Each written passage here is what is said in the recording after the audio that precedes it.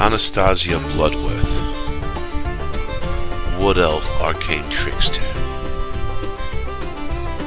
Bronowski Draconis, Kobold Barbarian,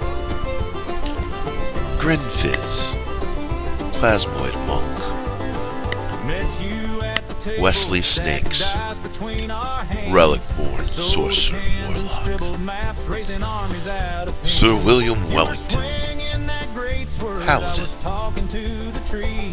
Thorn White, Plagueborn, Cleric Bard, Skull, Curseborn Monk, Mob Duray, Aether Wolf Necromancer. The research team was brought together by a drive to understand, possibly cure lycanthropy. These researchers each have their own motivations to risk their well-being to further the research.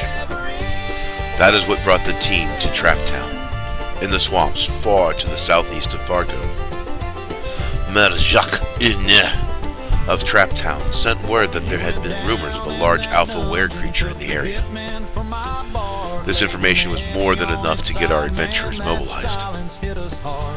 When the team first entered Traptown, it was obvious this town was small and not used to many people visiting, aside from a few trappers and traders. Bronowski did end up getting beat up by both the child and the child's mother before escaping away to meet the others in the village. The team split up and met various personalities of Traptown. After a few hours, they ended up meeting in the Iron Paw Forge. There, Skull and Marb Dread noted something odd about Smithy Robert Ursling. After a few direct exchanges, the group was able to determine that the Smithy specialized in monster fighting weapons, ended up giving silver-tipped daggers to the group. Before returning to the inn where the mayor had paid for accommodations, the adventurers went to the local tradesman, a tiefling named Walt Wetman. He owned a general store and an open-air stall market. He would rent to vendors or trappers that were selling their wares as they passed through. Walt was a sway-toothed madman for certain, but the group could tell he was honest. A gnome, a cheese connoisseur from Farkov named Stilton. He was sharing samples of a foul-smelling lactation creation infused what he referred to as flavor nodules. The group was not interested in the cheese, nor the scent. Thorn recognized Stilton from his dealings in Farkov, but not certain the meaning, if any, of him being in Traptown.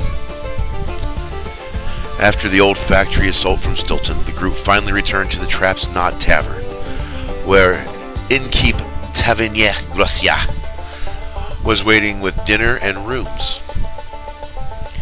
A friendly fellow with a story for everything, Grossier had a live and let live philosophy about life. The team enjoyed their meals and decided tomorrow they would need to explore more of the areas around the town to find clues of the Alpha. When the morning arrived, the group was treated to breakfast and a jovial story by the innkeep Grossier. After breakfast, the team headed to check the southern swamp of the village. There was nothing of any value discovered, but there were grung and various blighted plants which provided some entertainment for the group. They then decided to travel north, following a scent that Squall had recognized. After traveling, the group encountered zombies of grung. The grung had been killed by something unknown at this point. The team, with exception to Bronowski, dealt with the zombies with relative ease. Skull and Mud Dread had found a familiar scent in the northern swamp. They tracked it to a corpse. It was clear that this corpse belonged to a monster hunter, as it had several daggers about it, silver. It also smelled similar to Smithy Ursling. The team returned to the inn as it was already very late and went to bed. The next morning, the team woke to breakfast with men, hooded, sitting at a table. White knew these to be the oracles of Farkov. There was little good reason for Farkov to care about Traptown. The group was aware that they were being watched. The first thing the team wanted to do was talk to the smithy. As the group approached, it became obvious that the oracles were also curious about Smithy Ursuline questions and would not allow anyone from the group to pass. It was at this time choices were made. The group turned on the oracles and slaughtered them without hesitation.